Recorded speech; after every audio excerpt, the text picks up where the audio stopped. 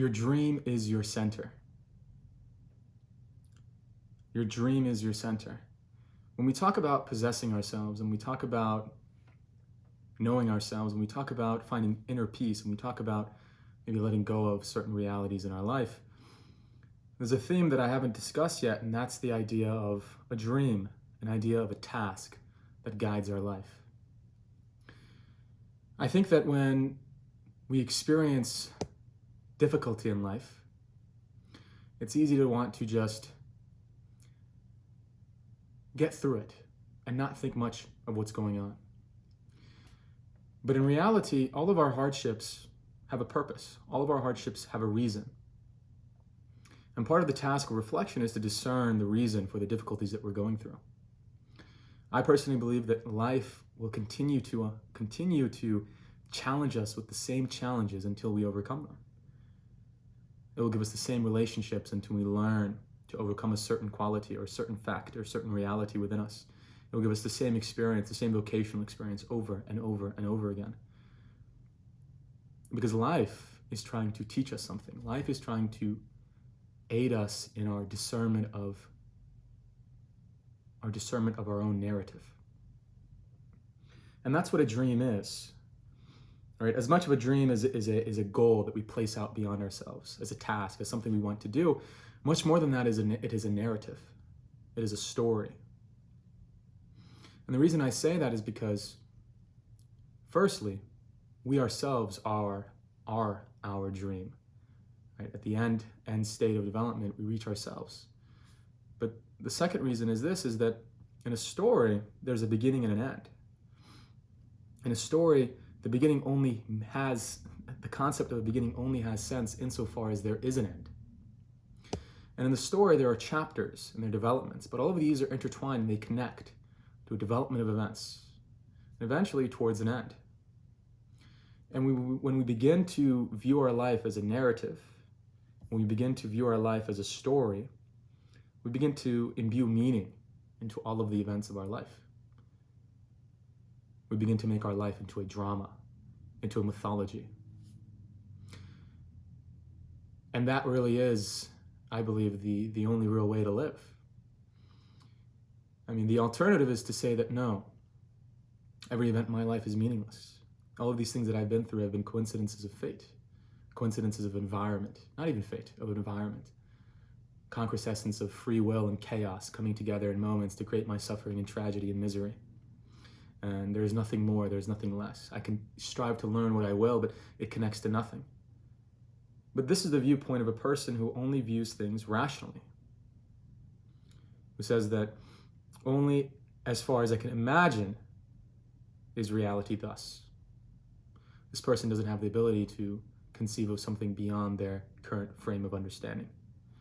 And this brings me to the necessity of negative experiences in our life. Because it's these negative experiences that do two things. One, they rip us out of our current way of viewing our life, our current view, our current viewpoint, our current worldview, our current restricted and contained boundary. They strip us outside of that, they separate us from that. And then secondly, they expand our ability, they expand our awareness of reality. And as they expand our awareness of reality, we come to learn that there are things that we could have never predicted using our former way of knowing. There are things we could have never known if we had remained in our former state of being.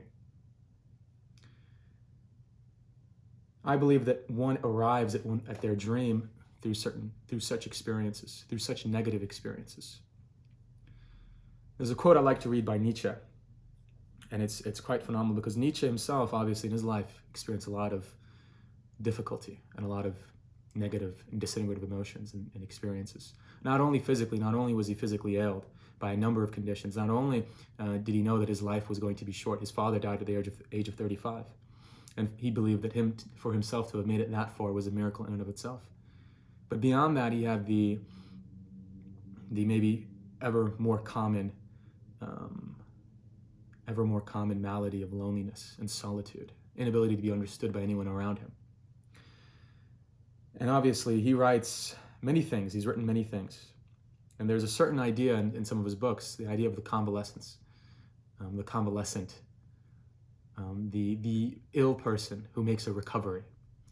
He writes the entire joyful wisdom in this period of recovery that follows from an extreme negative period of events. But Nietzsche writes in Human All Too Human that life itself rewards us for our tenacious will to life.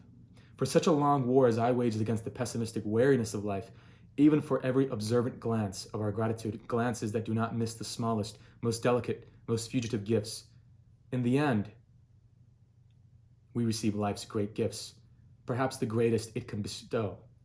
We regain our task.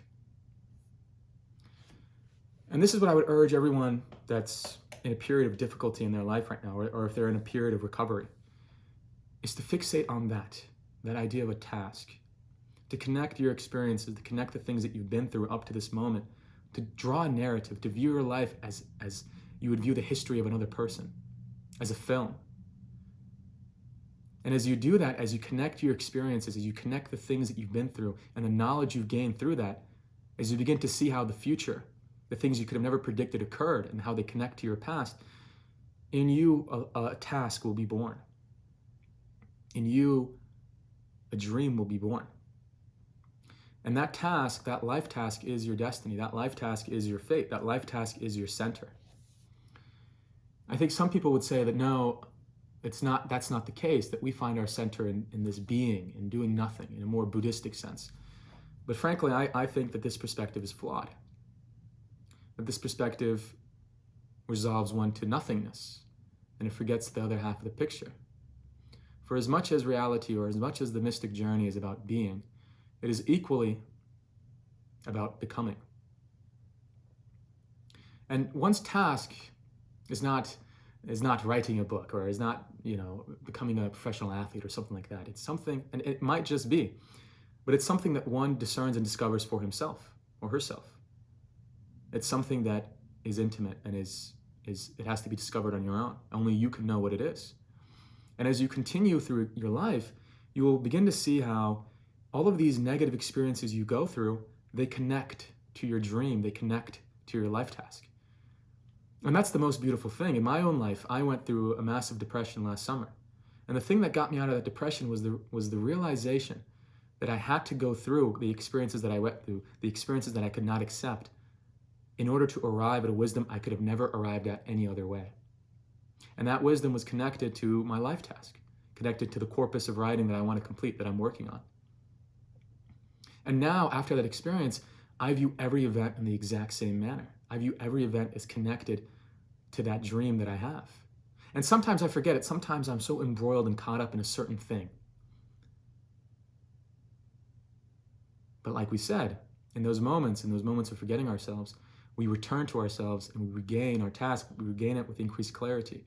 And we regain it with the wisdom that experience was trying to teach us. Right? And if you want to boil down the entire idea, you could just say, well, there's meaning in all things. But it's a little bit deeper than that. There is meaning in all things, but there's a meaning that you derive. But it's one that also exists beyond you. It's both. It's both and. People tend to say that, there's either free will or there isn't. It's either, God knows all things or God knows nothing, that there is no God.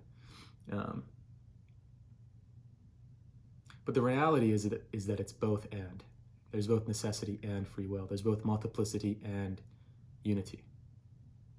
There's both particularity and universality. There's both man and mankind. There's both man and God. There's both time and eternity. And that really does reflect the essence of the life task, the essence of a dream, in the sense that the both and, when it's unified, when you unify unity and multiplicity, when you unify time and eternity, you're achieving a concrete essence of opposites, a coincidence of opposites. And those moments are the unifying moments, and I believe that they're part of not only resolution of tensions within you, but indications of the goal and the dream that is going to, that is the fruit that you will bestow upon the world. And so, as I said, when you discover your dream, or as you continue to discover elements of your dream, recognize that really is your center. That really is the thing that's guiding you forward. That really is you. You are the product, you yourself, and you are creating whatever it is that you're creating. The creation is a necessary aspect, right? We cannot sit upon mountains and meditate all day.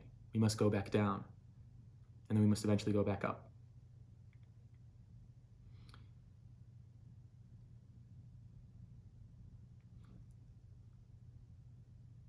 But let this then be a reminder for you of your own destiny, the destiny that's within you. And that sounds a bit cringe, but it's true. That there is something that only you are capable of, and that you just have to discover it. And that life is bestowing you the experiences that will aid you in discovering it. So those negative experiences, be grateful for them. Thank them. Because it's from those that you gain the most wisdom. It's from those that you get closer to your task.